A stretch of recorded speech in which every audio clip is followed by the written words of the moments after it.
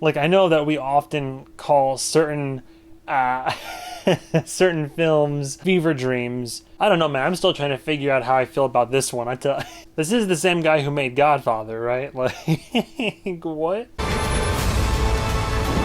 We are taking our city back. And when we ask these questions, when there's a dialogue about them, that basically is a utopia.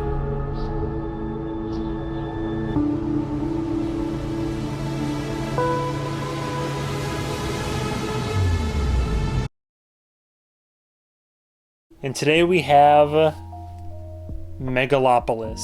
And contrary to what is like semi-popular belief, they said Megalopolis. For some reason, I kept hearing Metropolis, and so I thought this was going to be like a remake of sorts, or a modern take on the old classic. I don't know if you've ever seen it, but the old film, but Megalopolis from way back in the day. OG influential films on the world of cinema and the culture around it.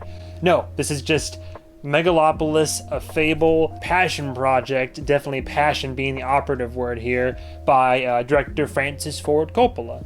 And if you don't know, Francis Ford Coppola is a big, if not huge, if not enormous name in the world of cinema. Mostly critically acclaimed filmography, director of the Godfather trilogy. It's like Godfather, Godfather Part 2, and Godfather Part 3, of course. Also Apocalypse Now, and also Bram Stoker's Dracula, which I saw for the first time this year. And in retrospect, seeing Bram Stoker's Dracula, then seeing Megalopolis, I can see where some seeds of creative passion kind of might have stemmed from, honestly. In terms of cast, I mean, it's one of those movies that has an enormous, frankly enormous ensemble of actors, like a Wes Anderson joint, really. But arguably, our main two protagonists, the main one is Adam Driver. He is the star of this film.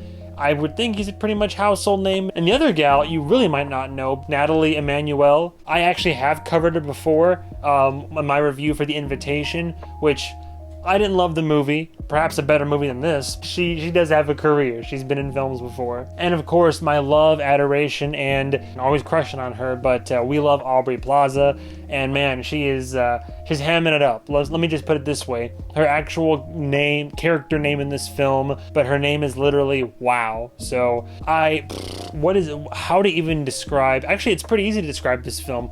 Literally, it's a society where instead of being called New York, it's all called New Rome. Reviews online, summaries of the plot, describe it as a retelling of the fall of Rome, kind of. So in the way that Wolfenstein is like, oh, what if the Germans won World War II and that's how society progressed? This seems to me like, oh, it's the Empire of Rome, or like partially the Rome aesthetic, combined with what our modern society would be like. It's basically the New York American timeline, but where the culture surrounding Rome and like those Roman haircuts and parlance of the time in terms of aspects of their language or their culture or entertainment. So perhaps it's more of a story of a different timeline. The Roman Empire never truly died, but grew to be this other thing that would eventually still die in the future, but further in the future, I think. It's this world, and it's very, very similar to ours. The commentary offered by Coppola in this film is quite on the nose, if I'm being frank. What about those standing in your way?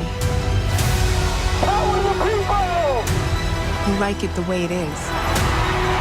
Adam Driver is part of the design authority, and the way that he acts in this movie, I think he's like an architect slash scientist slash engineer slash philosopher. They don't really make things too abundantly clear, but he has plans to reinvent this city, to tear down old parts of it, and to build his idealized version, a utopia, as he claims in the trailer. And that utopia, it looks all sci-fi, futuristic. It would have technological advancements. It's supposed to bring humanity together, both in heart, soul, philosophy. And he refers to it as Megalopolis, the Megalopolis, based off this scientific discovery that's not delved too deep into, called the megalon. This material that can like bend and help to shape things and will actively work with humanity, but can also show you visions of the past and there's so much that's not talked about, but that you have to kind of glean from the movie to figure it out. Let's just get on into it, shall we? For the record, by the way, I didn't hate it. I definitely didn't love it. A few of my friends definitely did not like this movie, and a bunch of the audience didn't like it either. But I don't care too much about spoilers if I'm being incredibly real, just because you kind of need to talk about everything to be able to talk about anything in this movie.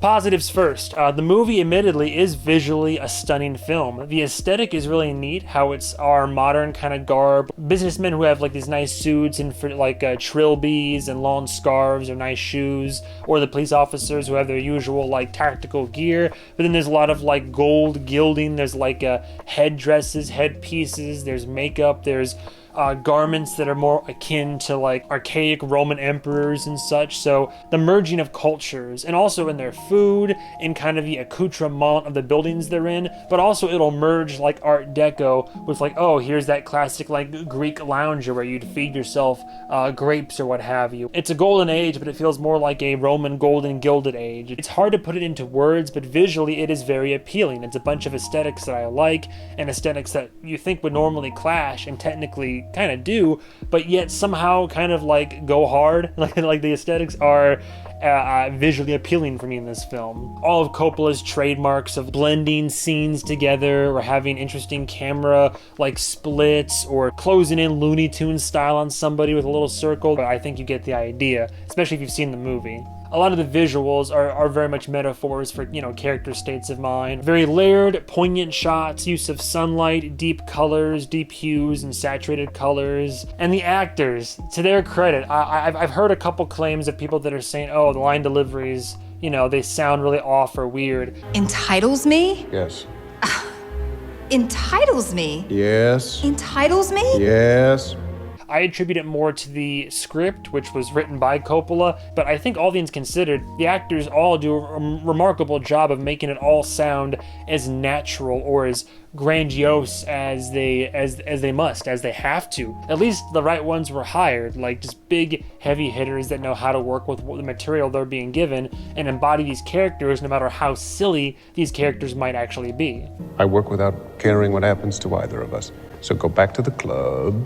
And as I alluded to, occasionally this film's various messages do kind of come a little bit. They spike up a little bit here and there. I always use the metaphor of an EKG meter that's like tracking someone's heart rate, right? Every now and then a conversation is had about the idea of like, oh, we can create a utopia, and then somebody counters that point and says, well, eventually all utopias wind up as dystopias.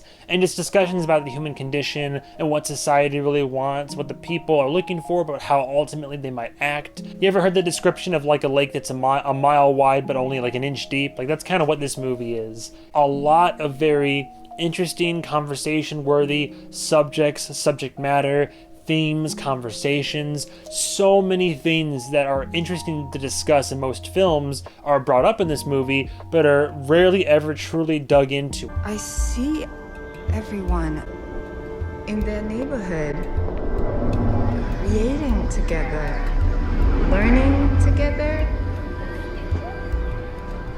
perfecting body and mind. A whole lot of talk and bluster is what a lot of this movie's dialogue ultimately culminates in, is actors that are like, literally, to be or not to be an actual scene. Everybody's shaking their head at his character doing that, and yet that's what all the characters kind of do in this film, is they either say something that's very straight to the point, juvenile, and kind of stupid sounding. You're on my territory now, and you're gonna play by my rules. Or they have these big talking moments where they're like, oh yes, well the idea of a society, but what is a society? But to create one must explore themselves from within. And yet what is a person if not... It's almost like questions, all these theology and philosophy, conversational talking points that are brought up, but never fully addressed. But sometimes they are for like a few sentences, and you're like, ooh, cool.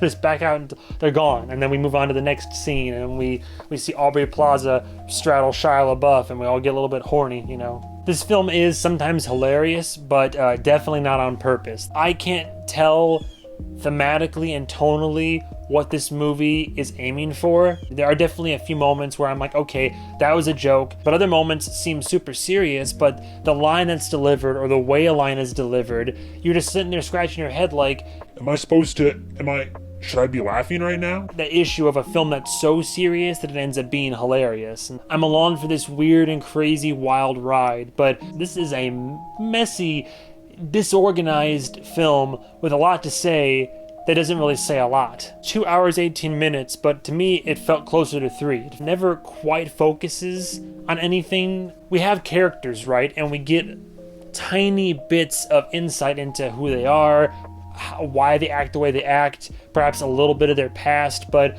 we never get true full characterization. I didn't give a shit about the protagonists. They have plenty of personality each, but because you learn virtually nothing about all of these people aside from like their surface level traits and personality bits. It's like somebody started to make a D&D character sheet for everybody and stopped after name, age, personality, and that was it. The biggest thing that pisses me off the most about this movie, I think, we haven't quite gotten there yet, but I'm getting to it now because now I'm getting aggravated, is that the movie is called Megalopolis, which tells you the movie really is supposed to be about this city, nay, this idea, the philosophy of the Megalopolis. It's supposed to be this big thing that for 2/3 of the movie is touted as a revolutionary advancement for humanity. Once we get this thing structured and built and accepted by society, it's a living, breathing world, or city rather, for lack of a better term, this metropolis of sorts, almost. The houses can grow as the family grows, it adapts for its people, these marvelous technological advancements, all these different things. And yet by the end of it, the only thing we see is that it's big, it's very like silky and ethereal, it's shiny, and the only thing we see it do is we see it like there are these little like walkways, which by the way, we have those at fucking airports. It can grow and it can like move with people, but that's it. This project costs so much money and time and effort and has this really cool technological science fiction component to it, but at the end of the day, this movie gives you nothing tangible to hold on to. I want to follow Adam Driver and his fanciful dreams of creation and to see like the betterment of society, but I truly do not know how the metropolis can benefit humanity because examples are not given or shown. They're just talked about like campaign promises that prove to be empty by our president's first term here. Like, it's crazy. The aesthetic and the vibe is kind of there, and there's these general ideas and sentiments and conversations that are posited into the ether that is this world of New Rome, this city, if you will. And I always love discussing these things, but it's done so in such a shallow and pointless way that ultimately culminates in like, oh, we did it, we got the city built for the next generation, but then how do we get here? Well, I kind of see it, or like, what's the true benefit? Okay, well, I get it, you're trying to pass on a new life for people, and Coppola in his waning years that's probably how he's feeling in his head, and he wants to pass along a message, embrace the creative process and the artistic ideologies, and yes, there's a way to communicate that and to do that and to say it and to communicate it through the medium of film, but this is certainly not the right way to do it. Potential ideas, good ones even at that, but nothing is fully explored. Characters are underdeveloped. I mean, you can follow it, but my god, it's just a weird and wild one, and some characters end up being thrown away. I don't know. We'll be talking about this one for a while, but not for all the wrong reasons. I still had a good time, but I recognize the fact that Megalopolis is not a very good movie. I would give it probably a low 3 out of 5. I would give Megalopolis a low 3 out of 5, below average. I've seen so far the reviews online are much less favorable, they're much more negative.